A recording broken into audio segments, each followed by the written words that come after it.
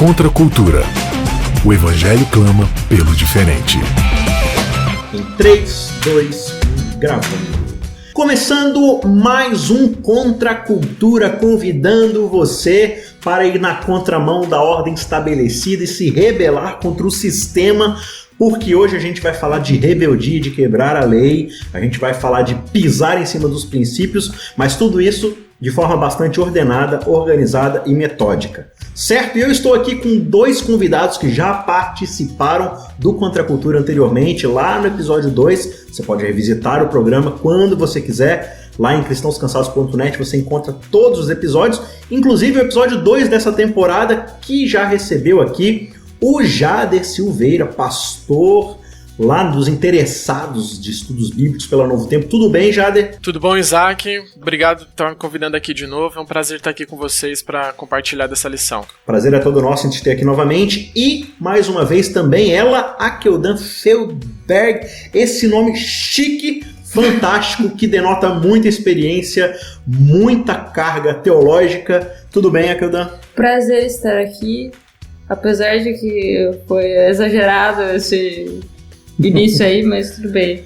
Não, aqui a gente só faz festa. A gente chama a Mayara de gênio, chama a Vanédia de brilhante. E é assim que a gente mas elas são mesmo. Aí, ó, tá vendo, ó? Olha as tiete aí, ó. Legal, então hoje a gente vai falar mais especificamente aí do contexto que cerca Neemias capítulo 5, falando ali sobre a quebra do espírito da lei. Nós vamos acompanhando aqui no decorrer dessa temporada que se chama Enquanto Ele Não Vem, e a gente foi vendo todo o contexto relacionado à história do povo depois do exílio babilônico. E é interessante que existem vários processos de reforma acontecendo ali no meio do povo, reformas, digamos assim, mais religiosas, espirituais, reformas mais físicas e concretas dentro dali da engenharia de Jerusalém, muros, templos e tudo mais, e a gente fica esperando que agora vai, né? Agora o povo já aprendeu o que é exílio, agora o povo já entendeu o que acontece quando não se faz a vontade de Deus, né? Ou como é que o ser humano oprime o próprio ser humano. Então agora que a gente teve várias reformas aí, já saímos de Babilônia, agora a coisa vai dar certo, agora o povo vai se voltar para Deus e fazer sua vontade, amar o próximo. E aí a gente lê Neemias e a gente percebe que ainda não foi dessa vez, né? Esses ciclos que você observa o tempo todo na Bíblia, mais uma vez vão ter carga aqui quando a gente observa a história do que está acontecendo ali no período de Neemias. O povo mais uma vez se afasta da lei, só que dessa vez tem um negócio bem interessante aqui que chama a nossa atenção. É o quanto o povo se afasta da lei guardando a lei. Olha que interessante, como é que isso é possível? A gente já vai ver isso aqui nesse nosso episódio. Antes da gente entrar então em discussão, eu quero te convidar para acessar cristãoscansados.net. Se inscreva lá, assine o nosso newsletter e você vai receber todos os episódios semanalmente, sem falta. Você encontra os áudios, os vídeos e tudo mais. E entre em youtube.com e procure o canal Cristãos Cansados e lá você vai encontrar os nossos vídeos. Eu quero te convidar para se inscrever no canal, porque ano que vem vai ter conteúdo exclusivo só no canal, tá bom? Coisas muito interessantes aí que não vão passar na rádio. Então, se você não se inscrever no YouTube, você pode perder aí. Vamos então para a discussão desse tema, Neemias capítulo 5. Eu vou ler aqui para a gente começar a nossa discussão, os versos 1 a 5. Então se levantou grande clamor do povo e de suas mulheres contra os judeus, seus irmãos. Então, ao que parece, são judeus com judeus, né? Porque haviam os que diziam: somos muitos, nós, os nossos filhos e as nossas filhas. Precisamos conseguir trigo para que possamos comer e continuar vivos. Também houve os que diziam: nós tivemos de hipotecar nossas terras, as nossas vinhas e as nossas casas para conseguirmos trigo em meio a toda esta fome. Houve ainda os que diziam: pegamos dinheiro emprestado até para pagar ao rei o tributo sobre as nossas terras e as nossas vinhas. Nós somos da mesma carne que os nossos compatriotas e os nossos filhos são tão bons como os deles. No entanto, eis que sujeitamos os nossos filhos e as nossas filhas para serem escravos. Alguns de nossas filhas já estão reduzidas à escravidão. Não podemos fazer nada para evitar isso, pois os nossos campos e as nossas vinhas já são de outros. Olha que interessante, para não dizer triste, né? Quando você acompanha a saída do povo de Israel lá do Egito, algo que é fundamental na história do povo hebreu, você observa o quanto eles eram explorados, né? Trabalhavam ali 24/7 o tempo todo, não tinham descanso, nada era deles, a não ser o mínimo do mínimo que eles necessitavam para sobreviver, eram explorados o tempo todo. Então esse lance da escravidão é algo que está muito embrenhado no próprio DNA do povo hebreu, né? Na própria história de Israel, algo que para eles é muito doloroso. Só que quando a gente vai ali para o Sinai e todas as leis que são dadas para o povo, você vai observar Deus preocupado o tempo todo ali em quê? Em livrar Israel da escravidão. Em não permitir que a escravidão volte a ser realidade em Israel. Então ele dá várias leis sobre jubileu, sobre o trato com servos, com escravos, com pessoas estrangeiras, várias coisas ali para equilibrar a economia de Israel, para que não haja essa exploração, não haja esse problema.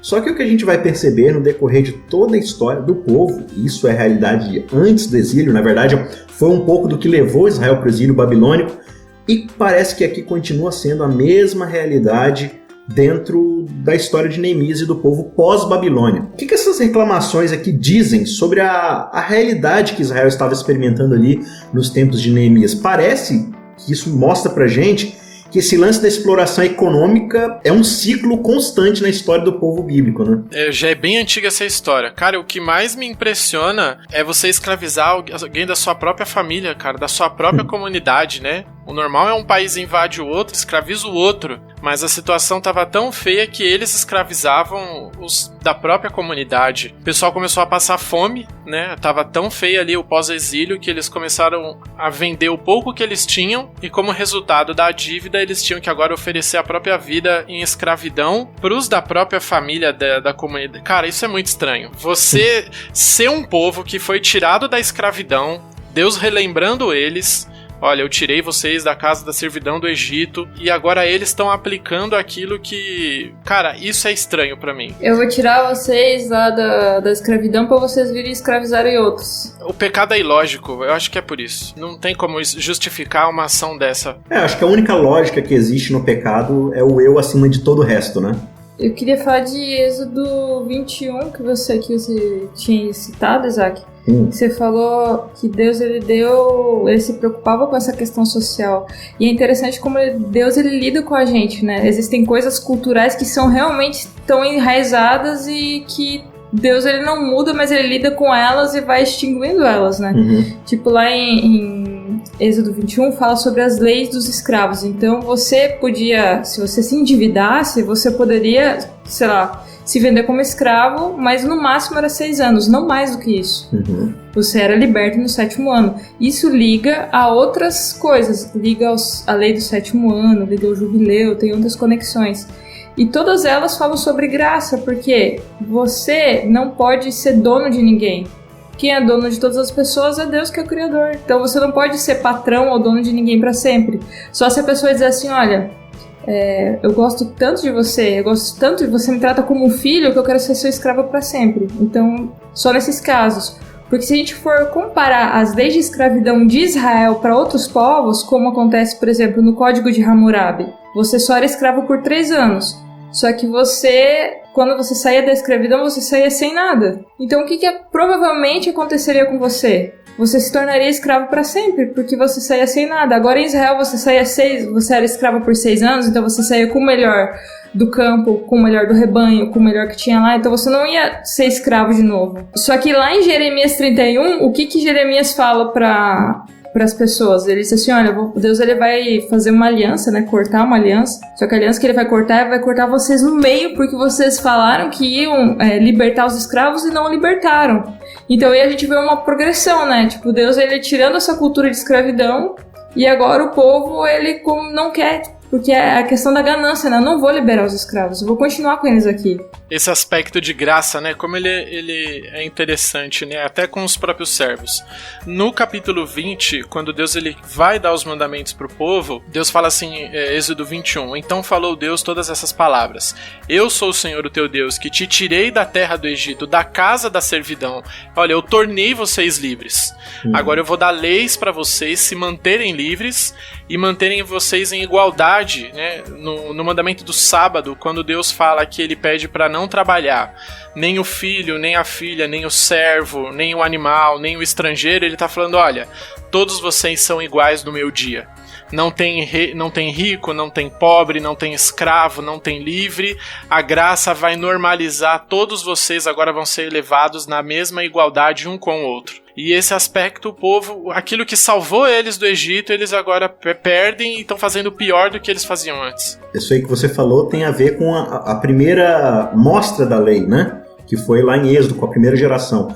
Por uma segunda geração que cresceu no deserto, que não se lembra exatamente do que houve lá no Egito, né? Lá em Deuteronômio 5, Moisés vai chamar essa nova geração para ler novamente a lei, né? Por isso você tem Deuteronômio, que é a reemissão da lei. E quando você vai para o mandamento do sábado, o texto lá é diferente do primeiro texto.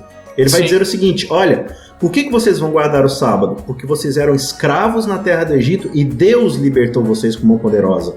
Né? Então, vocês vão descansar na confiança de que Deus tirou vocês da escravidão.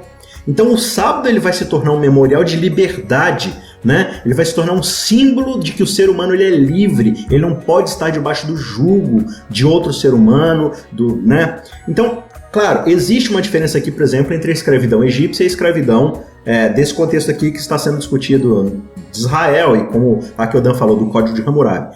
E o Egito, como você falou, né, Jada, era uma nação que conquistou outra, ou no caso ali, é uma situação parecida, mas basicamente você impõe a escravidão sobre um determinado povo e tal.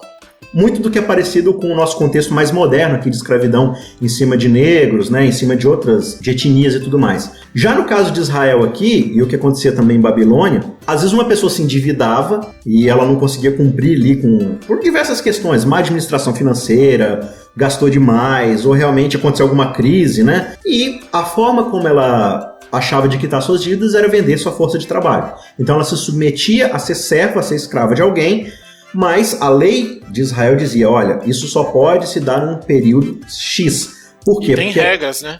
E tem várias regras. Você não pode explorar além daquilo que é colocado e tudo mais. Então, você vai garantir que o erro de uma geração não passe para a próxima geração.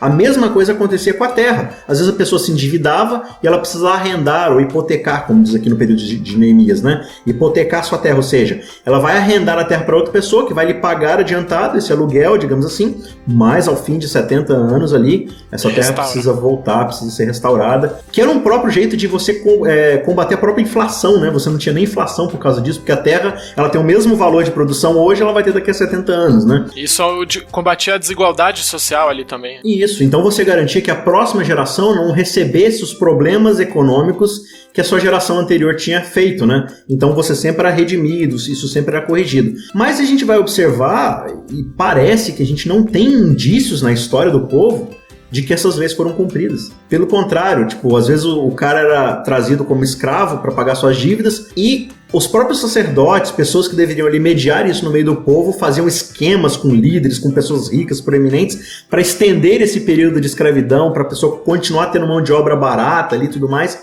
E parece que isso não mudou no caso de Neemias, né? Não no caso de Neemias em si, mas na situação da história ali do povo, na época de Jeremias, parece que continua tudo a mesma coisa. Olha, Keldan, essa coisa da ganância do ser humano, da exploração do outro, da opressão econômica, né? A gente sempre trata de opressão econômica porque o dinheiro ele é um símbolo dessa coisa econômica do ser humano, né? De poder trocar, vender, repartir e tudo mais. Por que parece que isso é um tema tão recorrente na Bíblia? Por que parece que a gente nunca aprende a lição e transcende, digamos assim, esse problema das finanças? Jesus ele diz assim que o amor ao dinheiro é a raiz de todos os males. Então Sim. Parece que é um problema, né, que vem se repetindo. Se repete várias vezes na Bíblia e se repete hoje. Se a gente for ver as maiores razões que tem treta em casamento hoje, é razão financeira. Ou que acabam as amizades, também é razão financeira, de muitas coisas, porque a ganância tá no coração humano. Quem sabe, na época não era, lógico, não é o mesmo dinheiro que tem hoje, não tinha a casa da moeda como se tem hoje, mas também é a questão de ganância, de eu querer ter mais do que o outro, e se eu precisar pisar por cima do outro, eu vou fazer isso. Porque quem interessa sou eu. Então, na verdade, o dinheiro ele é só um simbolismo de uma posse, né? De algo que eu quero para mim. E aí, quando eu coloco isso acima do valor da vida humana, eu tô justamente descumprindo o propósito que Deus colocou pro ser humano, né? E o problema aqui não é o dinheiro, né? O dinheiro não é mal em si. Mas ele é como uma esponja, né? Ele vai sugar aquilo que a pessoa é e vai demonstrar para todo mundo. Ele é uma ferramenta, né? Assim como uma faca que pode passar manteiga no pão, e pode arrancar o intestino de alguém, né?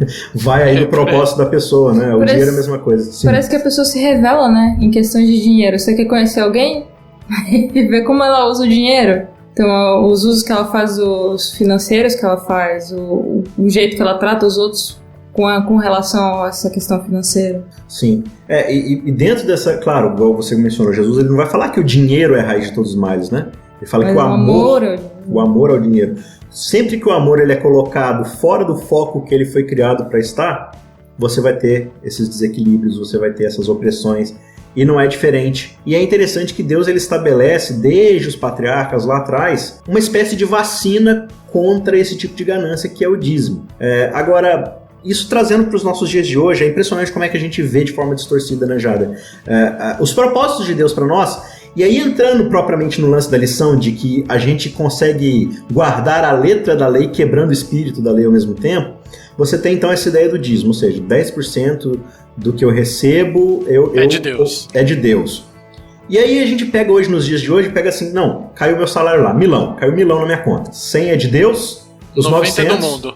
900 eu faço o que bem eu quiser. Então se não é pra Deus, é pra quem? É pro diabo? É pra mim? Como é que funciona? Será que o dízimo é meramente isso? É eu pegar 10% e dou pra Deus não ficar bravo comigo, então eu tiro a partezinha de Deus, né? E o resto, as coisas funcionam do jeito que eu quiser. Ou será que viver debaixo do senhorio de Deus, e a gente já discutiu isso na lição 2, sobre o lance do temor a Deus, né? Se eu reconheço que Deus ele é Deus sobre todas as áreas da minha vida e é 100%, como é que dá essa relação entre essa letra dos 10% e ao mesmo tempo o relacionamento que eu tenho com as minhas finanças e com o senhorio de Deus na minha vida? Esse aspecto, né, quando Deus pede os 10%, é um ato de lembrança, né? O dízimo nos relembra que Deus ele é dono de tudo, ele é o doador da vida e tudo que a gente tem vem de Deus, né? A Bíblia fala que Deus que nos dá força para adquirir a riqueza, né? Então, como que você vai ganhar dinheiro, mesmo sendo que é Deus que te dá força para adquirir essa riqueza? Esse aspecto do dinheiro na vida do cristão, né? Ele é praticamente a origem de quase todos os problemas da nossa vida. As pessoas entram em conflitos no casamento por dinheiro. As pessoas entram em crise porque falta dinheiro. Viravam escravas naquela época porque faltava dinheiro. E tem um autor de um livro que eu tô lendo chamado Caminhos Esquecidos, do Alan Hirsch, e ele fala que um dos maiores inimigos do cristianismo ocidental é o consumismo. Como que a gente combate o consumismo? Quando a gente primeiro usa o nosso dinheiro para pensar nos outros. E depois a gente pensa em nós. Aí a gente se torna um abençoador e deixa de ser um consumidor. E eu acho que esse é o propósito de Deus quando Ele quer mexer no nosso bolso. É combater o nosso egoísmo. É lembrar que tem pessoas ao nosso redor que estão em condições piores do que a gente. E se Deus está dando mais para você, é justamente para você erguer a condição daquela pessoa. É você restaurar a imagem daquela pessoa à semelhança de Deus. Então a gente observa o quanto Deus está preocupado, não é assim, fidelidade nos dízimos, nas ofertas, né? Não, Deus está preocupado se eu estou colocando a vírgula no lugar certo, a casa decimal certa, né? Será que eu estou dizimando o bruto ou o líquido, depois dos impostos ou antes dos impostos? E a gente está preocupado com a casa decimal da vírgula e a gente não percebe que na verdade o que Deus está falando, olha, se você está debaixo do meu senhorio, então tudo que você tem, na verdade, é meu. Por isso que você é um mordomo, né? A Bíblia vai usar essa linguagem de alguém que administra uma posse que já é de Deus. Então, é impressionante como é que a gente dizima, como diz lá dos fariseus, né? O hortelão, o cominho, cada coisinha ali, mas a gente falha. E aí Jesus vai dizer, se vocês falham o quê? Na justiça, na misericórdia? Essa questão que você falou da justiça e da misericórdia, entra naquele debate também, a letra da lei e o espírito da lei, né? Uhum. Como que eu guardo a lei, mas ao mesmo tempo eu não tô guardando a lei? Como que você vê essa dinâmica? É muito próprio a gente chegar assim e observar o mínimo múltiplo comum, o mínimo divisor comum, como a gente estuda lá em matemática, né? Não, qual é o mínimo do mínimo que eu preciso fazer para... isso me remete um pouco, por exemplo, à história do jovem rico, né? Senhor, o que eu preciso fazer para ter a vida eterna? Tipo, qual que é o mínimo? Eu já acho que eu faço mais do que o mínimo, né? Porque eu guardo a lei desde pequeno e tudo mais e tal. Aí Jesus fala assim, então, você quer realmente ter vida plena? Tem um negócio muito mais do que simplesmente guardar o mínimo da lei, a letra da lei. Né? Então ele vai falar assim, pega tudo que você tem, vende, distribui entre os pobres, então você vai ter vida. E a gente olha para a lei de uma forma muito deturpada muitas vezes, né? Porque, veja, qual que é o contexto dos 10 mandamentos? Eu tenho para mim, isso aqui é uma opinião do Isaac, tá? Que Deus nunca quis dar 10 mandamentos pro povo. ou para nós. Quando você observa e fala da lei na Bíblia, a lei ela sempre tem um lance de ser uma lei eterna. Uma lei que existe desde a eternidade, né? Então, o lance da lei sempre foi revelar o caráter de Deus de forma que o ser humano ou que a criação possa interagir. Então, o lance de Deus nunca foi proibir que o ser humano matasse. Isso acontece porque o ser humano deseja matar. Então, Deus precisa colocar um freio e falar assim, não pode matar, tá? Ó, deixa eu falar uma paradinha aqui pra vocês. É feio esfaquear o coleguinha, tá? É zoado. Ó, deixa eu explicar pra vocês. O que é do outro, você não pega. É feio, né? A vontade de Deus nunca foi falar pro ser humano, não é pra matar, não é pra pegar a esposa do outro, não é pra fazer isso. O lance sempre foi assim, olha, vocês são minha imagem e semelhança, e o meu caráter é de amor, é de abnegação, é de serviço, é de entrega, né? Então, o que é ser minha imagem e semelhança? Cara, não é não matar, é se sacrificar pelo outro. Não é não roubar, é pegar o que eu tenho e oferecer ao outro. Então, quando eu me coloco dentro dessa perspectiva do que a lei me limita a fazer, eu perco de vista tudo aquilo que a lei me propõe a ser, me leva para ser, que é olhar para Cristo e falar assim, como é que eu posso ser imagem de Deus e revelar o que Deus está querendo que eu seja, porque Ele me criou para ser essas coisas, né? Então eu acho que Jesus ele vai trabalhar muito esse lance do espírito da lei. Ele fala assim, gente, o propósito da lei é a misericórdia, é salvar o ser humano, é proteger o ser humano. Tem até aquela história do homem da mão ressequida, né? Jesus ele chega no meio da sinagoga ali, aí ele vê um homem com a mão ressequida, aí ele fala, se aproxima daqui e tal, ele vê que ninguém está fazendo nada, aí ele fala assim, o que é certo fazer no sábado? O bem ou o mal? Aí ninguém responde. Putz, pergunta difícil, hein? O que é certo fazer, o bem ou o mal? Cara, não fiz doutorado ainda, então não sei responder se é certo fazer o bem ou o mal. Aí Jesus pergunta, o que é certo fazer? Salvar uma vida ou tirá-la? Eles não respondem. Aí Jesus chama o cara pro meio e fala assim, estende sua mão. Aí ele vai lá e cura a mão do homem da mão ressequida. Por quê? Porque era o certo a se fazer. Ok. Os caras que estavam indignados com Jesus ter praticado um ato de bondade, saem da sinagoga, vão lá pra fora, se reúnem. Pra conspirar. E eram horas sabáticas. Aí eu fico perguntando, cara, é errado você praticar medicina no sábado.